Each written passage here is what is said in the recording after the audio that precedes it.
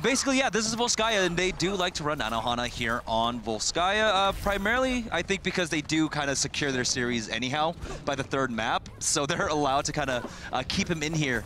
It's where the fourth map comes in, where Mangachu more than likely will be subbed back in if it looks dicey, but it doesn't right now. They are currently sitting 2-0 up against Toronto Esports. XL2 is just one map away from securing a 4-0 throughout the regular season. And from the Toronto side, I guess Shu is continuing his transformation from Zenyatta Caterpillar into beautiful Widowmaker Butterfly is what we're seeing right now, where just why run double support when you can put him on the Widow? Well, is he going to be a Butterfly? Is he going to be a Caterpillar? What is he? Just look at me, I'm the DPS now. That's what Shu's saying to Dalton as he's picking up this Widowmaker. You know, but I mean, Toronto told us about this before, right? I mean, we've known that Shu is a great Widow. And we saw it, of course, on King's Row in the match earlier. You know, Cruz used to be DPS once. I'm just saying. Cruz just raised his hand. My turn, please? It's like, no, Cruz, you play Mercy now. He's just like, oh. Well, in any case, Shu on the Widow right now to the right side. And he's biding his time right now, letting his team go all the way through the left, sort of becoming invisible, one with the terrain, and then he's going to go up to the right side and see if he can get a pick off. Well, people have kind of forgotten where he might be. They're waiting for the cooldown. They get the shield out, halt, but there's no follow-up there. And so Toronto Esports were able to successfully make their way here onto the left-hand side, onto the high ground now. XL2, halt, no hook this time again. Now they're gonna have to wait it out because the shield got burst down super quick. Toronto looking for a way in. Meanwhile, XL2 is going, we're actually totally okay just waiting back here. Why don't you guys roll over to us first? We'll host the party at our place. You guys can come over. Bring your own barbecue. Now, Nanohana, he's been doing damage. He's already at 93% on the opposite end. Nero's only at 33, as Shu was able to find the flank onto Nene, take him out, and now everything just falls apart for this XL2 defense. Boy, that escalated quickly. I mean, that really got out of hand fast as Toronto, after one pick from Shu, followed up by Nero on the Hanzo over the top, and XL2 goes from having a pretty good defense to immediately ejected back to point B. So patience actually paying off there for Toronto. Yeah, they made up for a lot of lost time. It was about a minute that they took just to get themselves set up on that left-hand side without losing anybody. While on the flank, Shu, you saw earlier, he was just taking a nice stroll in the parks of Volskaya. Feeding the ducks. Are there ducks in winter? I don't know. No, they fly south. Never mind. I mean, if there were ducks, the Volskaya Corporation would have gotten rid of them because we want to protect your vehicles from the horrors of excrement from the skies. Nene, though, taken down by Nero. Now 6v5 for Toronto as they move on forward. The Dragon Strike from Nanohana doesn't do much, and Nero continues his assault. Here comes Toronto Esports. Adam was able to get the res onto Nene, but it's the whole hog displacing everyone. Finally, Nanohana answers back for his team. They're able to take out Dalton here, but still, they're able to stay on to the point because, well, they have Booyal demeched right now, but Nanohana finally playing that Rogue's Hanzo, able to pick off two, but he gets way too aggressive, standing literally in the middle of about 3 members of Toronto Esports with that Hanzo. Questionable positioning aside, he still might have done enough. Now Nene's back in the Tracer, plenty of room to work with, and XL2 has done critical damage to this Toronto push, and this is where Nene shines, where it's towards the latter end of the fight, no one can even look at him. Let him move forward and clean up the rest of your team. I will note, though, is that I feel like Nanohana has had a trend where he gets Dragon Strike quickly, but the actual dragons themselves, unless set up, don't really do much. He throws them out often, it looks like just to try and go for that zone instead of an actual committal onto a kill. And, you know, it doesn't really matter because he gets another dragon anyhow. Take a look, he's got one ready for himself as Nene, even though he was close, that pulse bomb swaps off onto the Vegeta. That's kind of surprising. I guess he's just answering Dalton, who himself has made that swap now. So it's going to be very important to see if these Vegetas can stay alive. They are going to be the crux of this composition. Toronto looking for a way in, but they take way too much shield damage early on. Back up the other way. And this might be a way better dragon for Nanohana, and it is! He heard us back over here. Gets 2, and that was easy to do there, where Toronto was in slow retreat, but the dragon was in a fast approach. And he's trying to build up another one now on the hunt for Nero. Will take him out. He just uses Dragon. Now he's a quarter of the way towards another one. And Toronto Esports, coming into this next fight, they really don't have much to work with. So we do have a swap-off coming out from them. They're gonna go with that far. So it's gonna be down to Nanohana. We were talking about it. He gets the damage across, but it's that finishing power that he's been lacking. Never mind, Nero. Gonna make a swap once again. They're just going to go for the GOATS composition. A lot of doubt out here in this game for Toronto Esports as they are looking at 3 minutes and 40 seconds to get back over here to the point. And of course, when you're playing the sword composition, you don't really want to wait too much. You just want to throw your bodies at the point. But XL2 going to be knocking him down. They force the engage, and that's not what he wants in GOATS comp. Nanohana off on the Pharah swap, doing plenty of damage to the side. Going to be 3 for before it's all said and done. And that will be more than enough for XL2 to take the fight. Yeah, I guess Nero swapping off onto that Pharah for a split second was just a smoke signal sent out to Nanohana. It's like, hey, we're gonna run GOATS, you should probably run Pharah there. So he takes that note. Now Nero has swapped off once again. Going back to his original plan, as Dalton swaps himself now over to the Hanzo. So we have very nearly mirrored compositions. The only difference is between the main tanks, Tizzy, of course, he can play the stationary Orisa, while Axiom is going over to the Winston. And we got to see some of the strength that Axiom can really pull out on this Winston last week. And I guess it's almost comical how almost every failing offense has to have that one run of GOATS where it's just like, well, they stopped the GOATS. And it's like, well, they did. Axiom went in really early here, immediately dealt with by Nene. And Nene's not done yet. Both tanks for Toronto are down.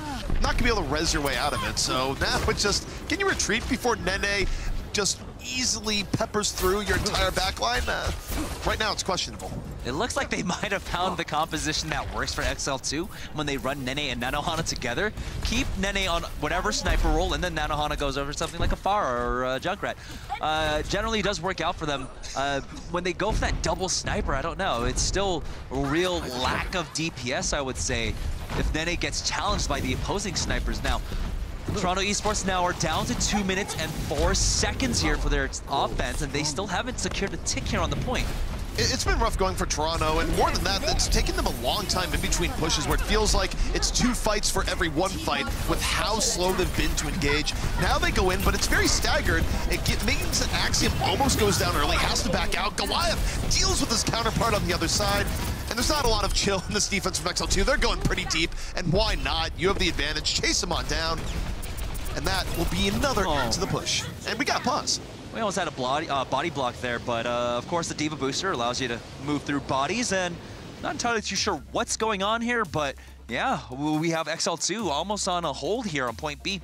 This is why you don't play Hearthstone during the game. You never know when you may have to come back to that. But yeah. Roped right now? Yes. You were going to lose anyways. It's fine. We'll talk about this later. Nanohana, though, kind of looking like he's returning to that form we've been looking to see him get to. This wasn't him just being set up, right? He's not just getting the alley-oops here. He was really taking initiative thus far on this Hanzo, on this Pharah. We see him doing exactly what he needs to do against the GOATS comp to make things work. And look at this, the concussion, and then just right into just pouring in the damage. And this is exactly what breaks GOATS. If you're curious at home, I'm being ghosted. What do I do? This is what you do. Yeah, that's actually now just a verb. It's like, I'm getting ghosted right now. It's like, oh, about that, we have the cure. It's you go to this lady, she's high in the sky, she shoots rockets. And what it means is that someone on XL2 was doing their due diligence, looking at the hero screen, and someone did the proper call of, hey, by the way, it's GOATS comp, let's swap things up. I mean, the answer was in the George Clooney movie, right? Men who stare at goats, just blow them up. So now we are back into this. And it's down to 1 minute and 20 seconds for Toronto Esports. While they had a blazingly fast point A offense, they have been stumped here. But they do have the tools to break it open. Dalton, he's got the Dragon Strike. And so Tizzy has to be careful about his positioning here. He's been playing on that back left corner, and he might get stuck out by a Dragon Strike if he is not careful with that Fortify. Meanwhile, Nanohana creep around the backside. No one's looking at him. This could be a big barrage. Almost blows up himself. That was self-inflicted damage there. Still did enough to cause Shu and Axiom to hit the dirt, but that could have been real bad. You saw there was a moment of panic, right? Because he presses it, he sees the shield, he's like, no. And he decided, oh, one angle to the left, and I'm fine. Just the one angle to the left, I'm fine, perfectly fine. It would be good to just get a hold on his vitals for the quick moment there he realized what he had almost done. By the way, next season of OWL, Fitbits are going to be put onto everyone. We're going to have heart rate monitors. It's going to be great. New for the All Access Pass. Now it's coming down to the final fight. 20 seconds left for Toronto Esports. They've got 4 ultimates to do it. They've got the Ordnance. Nero just needs to find his opening along with Dalton on that Dragon Strike. But it's Nene with the Sniper, with the Hanzo, who's been able to shut down these pushes so well. Cruz has already invested the Valkyrie, so the time to go was about 5 seconds ago. Toronto gonna overlap support ults here, desperately looking for the engage. Nero's way behind the rest of his team, and this is discombobulated to say the least. XL2 just kind of watching the light show, use Transcendence of their own, going, are you guys ever really gonna commit to this? Because we don't have to. And Nero goes, okay, maybe I'll take this opportunity. Gets Nanohana with a nice air shot. And better late than never, Toronto, 3 clean kills. They lose Nero, but they have everyone else. The Resurrection's gonna come back into play. They just need a little bit more, but Nene is back into the fray. He's got multiple pickoffs. Let's loose the dragon. And now it's a bit more back and forth. Adam barely onto the point in time. Takes to the skies. Can he keep on stalling? Emergency Doomfist takes down Chu. But the barrage from Nero, is that enough? It did take out Adam here, but still they are lacking in some of the support now. Tizzy falls as he makes his attempt onto the point. Uyal gonna try his best with this Diva to keep it alive as Nene has swapped off onto the Soldier 76. The Biotic Field keep him alive, but there we go. Another direct will make him fall, and Toronto Esports, just in the nick of time, will be able to secure point B here, but it took a lot of effort. That was a very, very long push, and I mean, again, I think Toronto was a little bit lucky with it working in their favor where they waited a very long time to go in, and yes, finally they seized the right moment, but you can never call it a picture-perfect engage where you use the Valkyrie, and the Valkyrie is basically done by the time you're truly starting to engage. I mean, Cruz basically had to use it to just sort of heal off poke. They end up layering Transcendence while it's still in there. And realistically speaking, a lot of that came down to just a magnificent shot by Nero, where he's able to take down his counterpart on the other side with that air shot from an up-to-down angle. But before that, that was not looking great, and XL2 nearly brought that back. I would say a little bit of also of the 7th man to really tip the point in favor of Toronto Esports is that they didn't find the frags up until overtime, and you have to remember that, well, the respawn timers change once you get into overtime, so that made the stagger for XL2 that much harder to try and establish and try to get back onto the points. So now it's Toronto Esports, their opportunity to defend. XL2 folded on the first push. Toronto, we'll see. Toronto can hold out better here on point A. Also, interesting change-up that we have here, where it's going to be Nanohana going to the Widow, where, of course, his pedigree, if you think back to last year, is that Widow was his jam. He was very, very good at it, but the current identity of XL2 has been sort of Nene being that Widow god, but when you're going to run double hit scan, one person has to play perhaps a little bit more out of their comfort zone. And it's going to be Nanohana going back to Widow, where it's been projectile most of the year, but we'll see what he does on the Widow this time around. It's fine. He just needs to connect with a shot. It could be a body shot because Nene will be there on top of whatever target to convert that damage into an elimination. His Tracer has been stand out this entire series now. As this is different though. Tizzy is going to be on the Orisa, so they're going to be slowly, you know, with this Terran mech army, slowly inch their way forward with that Orisa barrier. XL2 taking their time here, where, as you mentioned, they're going bit by bit with the Orisa. Give Nano has some time to look for a pickoff. Doesn't quite get it there. And look at Nene. No one's even looking at him right now. It's like people have forgotten that Tracer could do this, going back the other way, immediately looking to the Widow on the other side. But Mercy's there at the pocket, which means for Nene, it's time to back up, look for a new realm of approach. And while that's going on, Nanohana really wasn't in a position to make the most out of the distraction, was on the ground, looks for another hook shot, gets absolutely nothing, and Toronto was playing the sightlines against Nanohana pretty well. Halt and hook, and he is taken out. Yeah, he's only at 62% now. Nene, this is basically this is fetal home. Position in the corner. This is home for Nene, by the way. Yeah, he just loves this area. You know, you've got a wide track of different health packs for you to really try and use. But now, Shu, the Widowmaker here for Toronto Esports, dishing out some of the damage. So the tanks are slowly, once again, pushing forward by XL2. Nene this time caught out buy that Widow Mine, has to back out, but he's on top of the Mercy. Might be able to take him. No, she GAs to safety. Yeah, this is Nene versus the world right now. The only way this works out is if Nanohana is able to take advantage on Widow on the other side, but for now, he's been coming up fairly short while looking for hook shots. It has not been a great Widow round for him, and Nene's just been waiting from the game position, but it's been more waiting than actual play. Shu actually telling the position over to Crackalacken. I guess, you know, there might be still some communication error, you know, difficulties between the team. Crackalacken, of course, speaks English. Shu speaks Korean. I don't know how good his English is so far, but definitely helps, right? Just, hey, he's over there. I'm shooting over there. Go find the Tracer, get rid of him. This is so weird from XL2 right now. There's no urgency in anything they're doing. They've been looking for the perfect attack that has been coming, but they get the Halt Dragon Strike. Nene coming from the back. That might have been the opening they were looking for here, and they are going to start piercing on through. With Axiom and Dalton out of the fight, they're not really in a good reservoir position. Nene gets a creep around the backside, and this should be a take for XL2, but man, that was a strange 2.5 minutes. I think what they were really trying to bank on was Nanohana building up that the recon visor quicker, because you saw that whenever Nene was making his approach onto the point, he was very wary. He was checking every single angle. But once you get that insight, once you have the wall hacks essentially, and you know the positioning of everyone, Nene is able to just let loose. And finally they had that, and he was able to take advantage of it. Also, Goliath getting the Dragon Strike was also very valuable. So XL2, in the end, they're still in a good position. 5 minutes and 8 seconds left. And that means they get plenty of attempts here, where if they get one of those attempts and they get through with 1 minute and 1 second left, their path to victory, pretty easy. Now Nene, trying his best to get across those moving platforms, but he's going to creep his way onto the right-hand side. He's got the pulse bomb and has made his way into the back line here. But Nero takes out Nanohana. Yeah, Nanohana's down, and I gotta tell you, it's probably been time to swap from Widow about 3 pushes ago. It just has not been the most productive Widow setup for Nanohana. It is a far cry from what we've seen from him on the hero in the past, but this has not been the most impactful offensive setup for XL2 relative to, I think, what they could be running. Yeah, 4 minutes and 25 seconds left for XL2. They have plenty of time to make these swap-offs. Nene trying to 1v1 up against the Zenyatta here, but now he's going to be contested. As it looks like Dalton was trying to help him out here. Nanohana swaps off, takes up the mantle of the Hanzo as Goliath goes over to the secondary support, the Zenyatta. Surprised that they didn't go for the Pharah composition here. Well, for now, I think they're just going in. Nanohana had a good run as Hanzo before. Let's see if he can do it again. XL2 now going to start making their approach, using the Orisa to go bit by bit right now.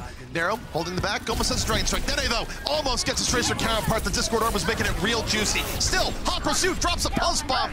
It takes a little bit of chutzpah to go for the Pulse Bomb against another Tracer, but still doesn't quite get it. Nero, meanwhile, loose the Dragon, push XL2 back. And even though XL2 has taken down one, I'm not sure it's going to be quite enough, but hey, don't tell Nene that, but Shu covers his Hanzo, takes him on out. Shu has been so valuable for this team, whether it's on the Widowmaker or even on the Zenyatta. He comes up with some crucial picks. Nero has fallen to Nanohana, but still, it's going to be the man advantage, especially after Dalton and Axiom take out both supports from XL2. Now, throughout that fight, though, Nanohana did some decent damage. He's at 81% towards a Dragon Strike, and so that can be very crucial. Try and split up the members of Toronto Esports, create some more confusion for Nene, who has been just living in the back line of Toronto Esports. I mean, Nene at this point is an unauthorized squatter where he just, you know, he found sort of the Harry Potter cupboard in the back line of Toronto Esports right now. Hey, that is a thing. Don't let someone in your house because you'll be like, well, we have to go through a judge, now we have to evict them. It's an entire process. No, honestly, I think he can evict squatters' rights. He spent enough time in the back line here. Nanohana is on the high ground here. Got tagged a bit by Shu, but here comes the Dragon Strike. Might catch out Cruz. He's able to GA away to safety. Toronto wasn't even phased by it. They're just like, we're going to sidestep this. We don't really care about this Dragon. Not even a little bit. XL2, though, still getting good positioning off the back of it. They transcend on in. Dalton off on a secret mission, channeling his own inner Nene right now. Nice shots in the glove, set up by the Discord, and makes it a 2 as Adam falls. No more lifeline for XL2. That's going to spell an end to this push. Both teams understanding that they need to kill the supports, but of course that ultimately favors out Toronto Esports here on the defense. And so XL2 sent packing, and now they've got 2 minutes left for this offense. Haven't even secured a tick yet. I would love to see Widow Pharah here. Put Nanohana on Pharah, put Nene on Widow, just something, because this Tracer, guerrilla warfare, I'm in your vents type strategy, not working. honestly, keeping Nene on the Tracer, I believe, would be fine, but I completely agree that Nanohana should be on the Pharah, but instead Nene goes over to the McCree, and I guess that's an answer to Dalton right now, who has been a very impactful Tracer so far. Nero swapping over to the Genji. Well, Dalton's also been pretty aggressive, so I think it's about taking advantage of that, right? Where you might not even realize there's a McCree in play, goes back the other way, lobs the Pulse Bomb, and of course, not gonna get it there. Nanohana drops a Dragon Strike on the other side, and punishes Axiom, where Axiom thought he had more room to work with. The McCree scared off Dalton, and now XL2 gets some work with the 6-on-5. Nene going for Dalton the other side. Dalton has the Fear of God put into him, has to back out, and very early Transcend coming out here from Shu, where Toronto is feeling a little bit beaten down, but it is enough to force XL2 back. They still have all 6, though. But now they're down to 56 seconds, and still no headway made here on the point as Nanohana jumps forward, lunges forward with that Hanzo, still not able to get a finishing blow yet. Dalton with another Pulse Bomb now, right on top of Nene. Might actually take him down, but no, he's got the pocket. Pulse Bomb just narrowly misses. Nice Transcend coming out from XL2 there, where Goliath just barely saving his team. Nene still in the fight and is about to be high noon. Check your watches.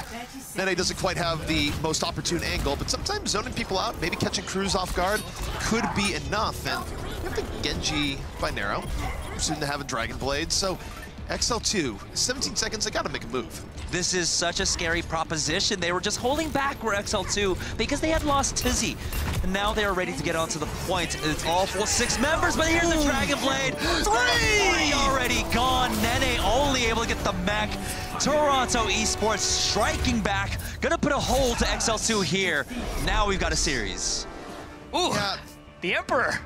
Nero popping off there at the end. XL2 kind of waiting. Their opportunity passed him by. Nero says, I'll take this dance, hops in with the Dragon Blade, and burns it all down. She wrote. Yeah. Burns it all down. That is certainly the defining attribute of being a successful Nero, but that was another one where, again, it felt more back and forth. Obviously, first point captures looked a little jank kind of for both teams. I'm not sure if I was a fan of Metal Gear in the background there. That was not as much fun as I remembered it being on the PS2, but... No, I think we actually could go back and add sound effects there where you just, you put the exclamation point over the heads. It's like, ah, Nene! Yeah, it wasn't ideal, and I mean, I think part of that is that the way that's supposed to work and the way it has worked when you've had Mangachu in is that you have Nene going in. We saw it back actually on Control early in the series where Nene would distract from the back and then you'd have Mangachu come in and pick off kills from the front or vice versa. The angles that Nanohana was taking, especially on the first attack, just weren't good, where Nene would be distracting and then Nanohana would be on the ground with no line of sight, and just the two of them were very out of sync. It was definitely out of sync, but who weren't? It was Dalton and Nero on the opposite end. They were doing such a fantastic job, and again, we were mentioning how Dalton hasn't been able to perform as well this season because he hasn't been able to play the Tracer, and we see the instant change. He goes on to that Tracer, and he is just melting people. Take a look right there with the help of Axiom, but honestly, he could have gotten that elimination by himself. Yeah, it was good on Dalton to finally get back to his bread and butter here. And also, I mean, I don't think they were taking Dalton seriously up until the point where Nene goes, okay, finally, I'm going to deal with this. I'm going to go McCree.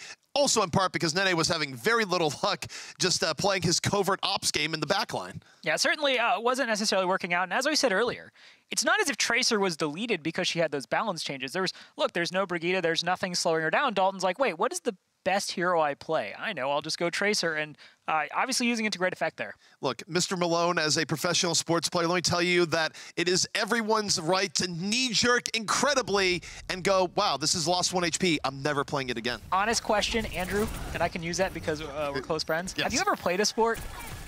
Not well. Okay. Not well is the answer. That's what I thought. Yeah, Nene not working out there on the Tracer. And yeah, it's interesting. Nanohana had such a good defense on the Pharah, on the Hanzo. You know, he has shown strides today in terms of improving, in terms of looking a little bit more like his old self. Kind of goes for the heat check Widowmaker. Again, Widowmaker was what really popularized him, I think, a lot to the World Cup audience, and it's still not there. The Widowmaker is still not there for him. Yeah, the magic is kind of gone there in that regards, where I don't know what it might be. I mean, I think part of it is that Widow's the type of hero where you got to be playing a lot of it to really be on top of it, and he's been more on the projectile side, and he definitely was off on that. But now we go to a map where all bets are off. It's going to be Rialto. And this is a map where you absolutely have to bring back in Mangachu. XL2, they don't have any more outs, right? They need to be able to secure this series. They don't want to send to a 5 and, you know, send it up basically to a coin flip there. They need Mangachu in here because in Rialto, you can run that Pharah, you can run the Junkrat, you can run the Hanzo, and he does all three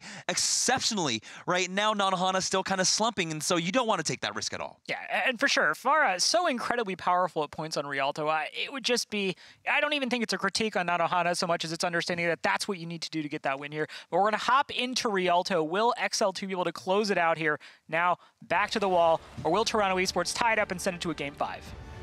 Well, it's Rialto, so I'm not sure anyone knows the answer to that question. We've seen too much zaniness here to be sure.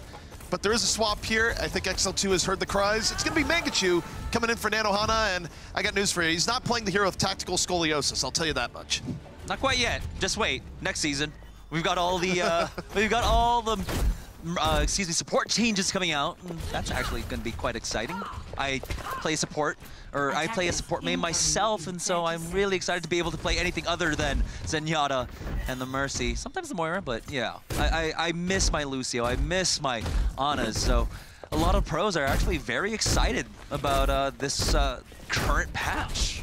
I think it'll be a good improvement for the game. And look, I would say Overwatch as a general rule, we've been moving to more and more meta diversity where, yeah, there's moments where it's like, okay, one hero's a little bit too strong, but we've gone away from the days of run Lucio all the time, doesn't matter if it makes sense. And now it is going to be, of course, Toronto Esports on the offense here. They're going to run the solo support composition. It's Cruz on the Mercy and Shu on the Widowmaker. Spots out Mangachu, 2 shots, takes him out, and he is going to be sitting there, camping that. Everyone from XL2 have to kite back to try and cover it. All hands on deck. Our Rocket Queen is down. Protect the Queen, save the Queen.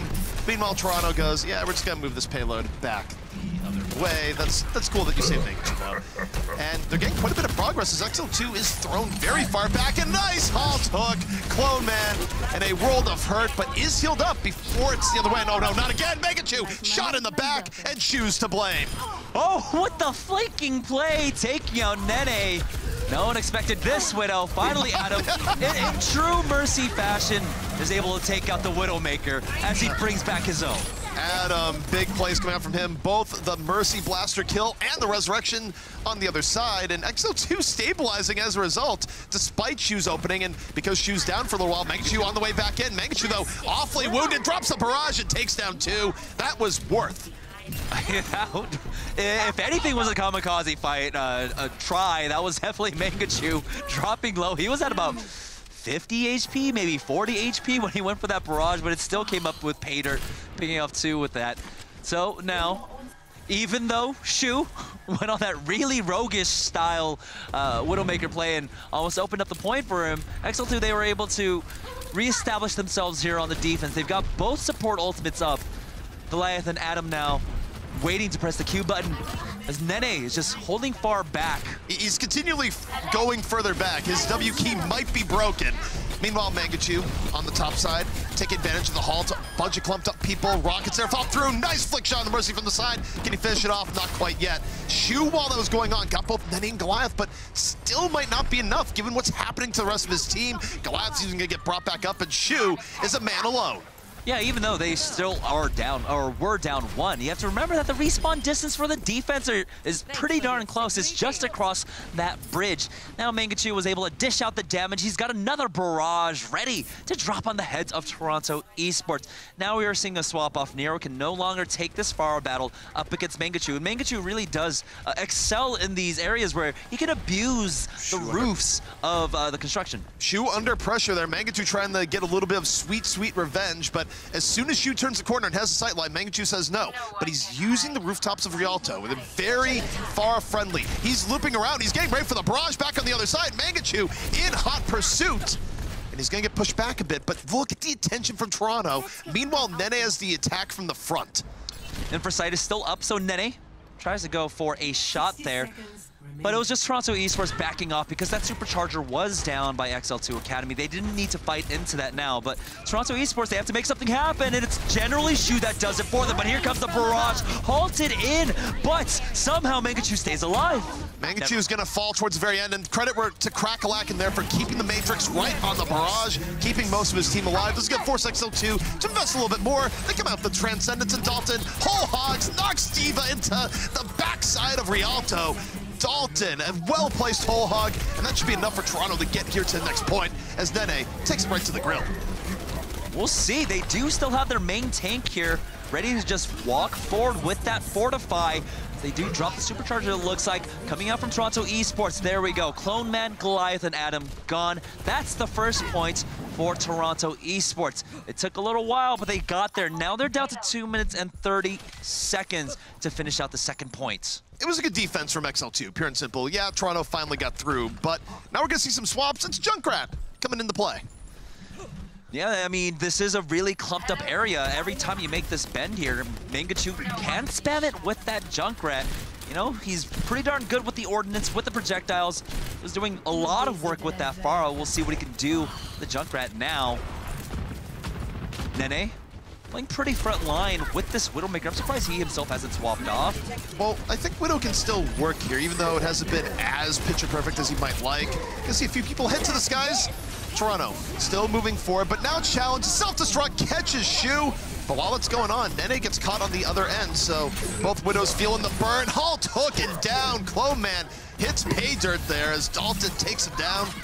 Meanwhile, Dalton going even further. There is no back button for Dalton as XL2 might need the reset here.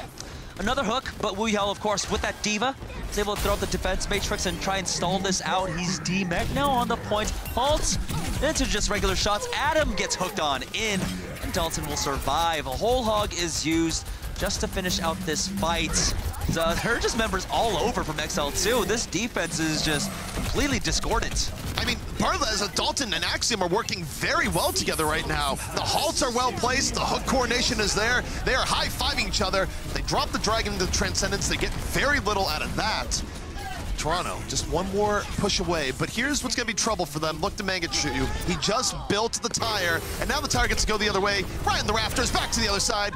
Grabs Axiom, and now they gotta deny any possibility of the res, and I don't even think Toronto wants to go for it. Yeah, that's the front line. That's the main tank gone. You can't resurrect that, especially if it's the Orisa who is playing right onto the payload. And that is a crucial pickoff, because now we're going to be brought down into one final fight territory. Toronto Esports, they've got 30 seconds left. As Crackalakin sends out a miracle self-destruct, but it gets nothing. And that's always problematic. You go for the Miracle Diva play where your team wasn't ready to follow through, and what have you gotten? You've gotten nothing. The self-destruct, very ineffective there. And now, speaking of self-destructs, we're all gonna take another piece of that pie and gets two! Delicious indeed, gobbles it on up, and XL2 just pushes Toronto back, and they don't have time to spare it, 7 seconds left. And Mangachu also disrupts the resurrection out from Cruz with Concussive Mind, going very aggressive for that. Nene now on this Widowmaker picks off 2, and it is all falling apart for Toronto Esports. XL2 able to put a hold to them here. As overtime ticks away. Got to touch the payload. Their best to touch it, but nah. Nope. There's just complete disruption coming out from XL2. So Toronto just shy of securing that second objective. Toronto just had to deal with threats left, right, and center, and even when they got through first, it was sticky. And I gotta say, part of it, Shu was doing pretty much everything he could do. He had that very nice flank in the beginning. They had moments where Dalton and Axiom were hitting on all cylinders, but it didn't really feel like they had a moment where Dalton, Axiom were doing their thing and Shu was getting results. It was sort of half of Toronto was doing things and the other half was like, wait, what's going on? And as a result, they never really got the full decisive team fight that they were looking for throughout Rialto. Yeah, it was a very scattered fight, really, all throughout the streets there. We saw the hooks were certainly causing problems. Shu himself was kind of causing problems, obviously, for Mangachu. So very disorganized, but I kind of like to see that brawl style. And as you were saying, ZP, Rialto really isn't solved. So a lot of times that's what you see is just calculated madness. Yeah, there's no science to it. It is just a complete brawl out there, especially with how the team fights work out, right? A lot of times you just think you have it won, and even though like you're fighting into a 3v3 or a 4v3, all of a sudden, because there are so many snipers on the field, a lot of damage, you lose a lot of people. You got to reset. I mean, I don't want to be that guy, but I will say that things started going better for XL2 when Clone Man stopped getting hooked. Like, yes, was hook off cooldown. Oh, it's like a Clone Man seeking hook there. Yeah, and it wasn't just, of course, a hook. It was the halt coming on in. And I gotta say here, I wasn't just trying to creep into Bones Malone's personal space there. My chair was doing some things. I was fixing it. And I gotta say, there's been some critiques on your chair space usage over the season, but I definitely feel like you're getting closer to me, Z. You're always welcome over here, buddy. You know what? I just don't want to leave the Bones Malone. It's fine. We're going to not talk about that and instead talk about the game there. Dalton, again, just really a clinic with the hooks. Certainly making it very difficult for XL2 all the way up until they got that stop, right? That was the definitive factor, was Clone Man getting situated behind that shield. The halt hook combo, stop looking at me like that, man. The halt hook combo no longer coming in. I really deserve a reward for trying to be serious. Why are you trying to bring... I'm trying to keep a straight face here. You're like... Jamerson, anything you'd like to contribute? Yeah, you were talking about Dalton, and you know what? That is so important for Toronto Esports that Shu can play the Widowmaker, right? You boys keep it together. All right. It is so important that Shu can play the Widowmaker because at this point, Dalton, he hasn't been able to connect with his shots, but being able to have him on the Widow allows Dalton to flex over to that Roadhog, which is what the teams go for in that solo support composition. And having that kind of flexibility, allowing Dalton to play more towards his strength and more towards Shu's strengths in that regard, has enabled them to run this composition that much better. Yeah, I mean, the thing I'd say for it is, again, they had their bright spots, but when did they have all of it together all at the same time? Really not too often. That's why it took them so long to get through. I was going to say, it really hasn't been that for Toronto Esports. It kind of feels like at any given point there's like hero plays going on here, like one person just kind of carrying and just like making it happen. And Shu, the versatility of this guy, having someone on your roster that can be like, all right, well, I'm playing Zenyatta, I'm pumping out the damage, I'm making sure the heals also can switch to Widowmaker. We're going to hop back into the game, though, and see what XL Academy can do. I'm glad we got back in the game because we just hit a silly moment there, and I was busting up laughing at the desk. Now I can recompose myself while not looking at the one and only Bones below. Just don't look at him. Don't look at him. Don't look into his eyes. I can see him out of my peripheral vision right now, and just don't do it. Just don't do it. All right. So now Toronto Esports is going to be them on the defense, and there we go. That's the setup we're going to see. It's the solo support composition once again. Shu on the Widowmaker, Nero, of course, on the Hanzo, and Dalton, most crucially, on this Roadhog. And this is really what tied up kind of that weakness when they try to run that double sniper composition. Dalton last week, we saw on the Widowmaker, he just wasn't able to have that same kind of impact. And this meta really has hurt him in that regard. But having Shu there as the fallback has helped him out so much. I mean, it's helped them out, but on the same note, I do wonder because one of the other strong points for Toronto is that Shu has also been playing out of his mind on Zenyatta. So you are suffering a loss here in a sense where you're gaining good Widow, you're losing the ability to run a good Zen at the same time, and it does seem like they kind of lost faith in Dalton to run the Widow, so we'll see where this works out here, where Shu's going to be under pressure, of course, on both ends, with Nene on the Widow, Mangachu in the skies, and this map does have very good entry areas for an offensive Pharah. Now, last time on the offense for Toronto, it was Shu that was able to open it up, taking out Mangachu. We'll see if Nene takes the same route where you push in from the right-hand side with that Widowmaker and try to catch anyone who isn't playing behind this shield. But Toronto are all clumped up. Nene does go for that peek. He does spot one out. It's the Roadhog, and he knows he's not going to kill that. He backs away. All right, Mangachu, hot pursuit right now. Back the other way, breaking shields, booping Orisas, and being the Vanguard, not really being sneaky at all, going, it's going to be frontline. Hook onto the Hanzo, but they're not able to finish off. Shu, in fact, gets Mangachu from the other side, but of course, that's not going to be permanent. He's well protected. That's the power of being in the front line, is that Mercy can just bring you right back up. They're going to get the D-back on the Crack-Lack, and XL2 still getting the better of this engagement because not going to be able to bring that mech back up. However, both Divas out of the fight.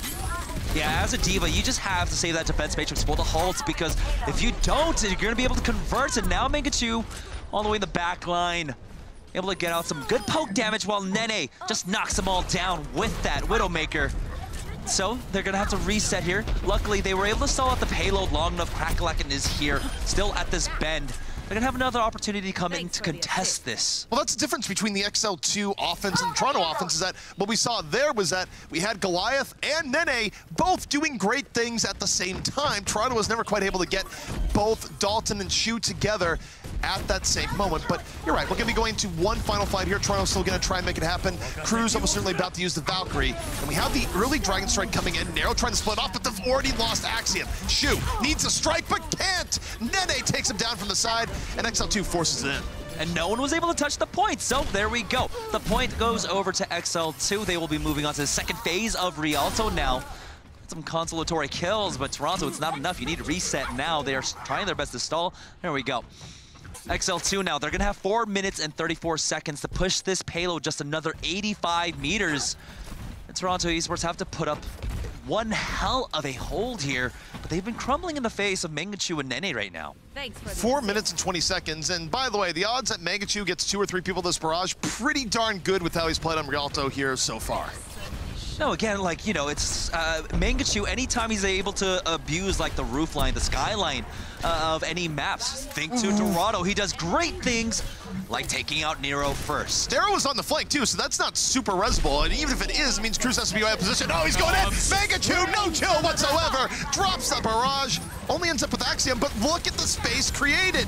XL2's going in right after, so much so, they're able to res him back to the fight. He gets Shu right after, the supercharger, of course, boosting him all the way, and XL2 just gonna clear out Toronto Esports here, and that's gonna mean that they're gonna take the series 3-1. And of course, last gasp, you have a D.Va, you have a Orisa, but it's not gonna be nearly enough. XL2's just cleaning up easy. Never mind, Shu and Tracer can't do anything. But Shu did have a pretty darn good series throughout this, despite the loss here, but yeah. You know, they ran the gamble on Volskaya, they lost, and they understood, hey, we got to bring Mangachu back into it to explosive results. Yeah, Toronto Esports definitely made it close, made it interesting, but at the end, XL2 was just able to get the proper personnel in there on the proper picks and execute the strategy they needed to. Although, again, we talked about it a little bit during the pause. Shu really made it very interesting in the beginning with how well he was neutralizing Mangachu. Mangachu has gotten a lot better about knowing where he needs to be to avoid the Widowmakers in this Widowmaker-saturated meta, but you could tell Shu just clearly caught him unawares on a map that is still, frankly, people are getting used to. And also, I think just overall, while talking about Shu, in a season where I think Toronto has had a lot of stumbling points, Shu has been the one player that has been very consistent for them, regardless of what role he's been on. I also think Darrow's been playing very well also. Now, getting them to both play well together at the same time, sometimes more difficult than could be said. But Toronto, they still have pieces that do well. It's just they're not putting it all together right now. Yeah, now they're dropped down to 2-2, and so they're in this really tough territory. Next week is going to be a make it or break it week for them. You know, this is the runner-ups of North America Contenders last year, and now they're almost in, like, relegation zone. This is very dangerous for them. I think they're up against NRG next week either, so as we were saying, this is definitely the tougher part of their schedule. XL2 Academy, though, going to 4-0, you know, there's a thought maybe it was time for XL2 to have a horrific loss, but, you know, they're continuing along the road here towards that perfect season. Things looking good for them at the moment. Yeah, that's still scary as if you're a New York fan. As you take a look there, like, I've seen this movie before. But XL2, they look way better than they did in Season 1 here so far. I think a lot of that does have to do with the fact that Mangachu's been playing out of his mind. So XL2 certainly a favorite as we'd be looking towards Week 5. I think we would be remiss if we didn't. I think sometimes it's easy to focus on the DPS players. That's generally what we're seeing. But the souped-up tank line has certainly looked really impressive for XL2 Academy. Wu Yal has definitely been pulling his weight. TZ as well. Clone Man has also had some big plays, you know, a little bit more mercurial maybe, but certainly performing. But XL2 Academy are going to take this series. When we come back, though, another great series coming up, and it's going to be Envy taking on NRG Esports. Don't go anywhere. We'll be right back after this.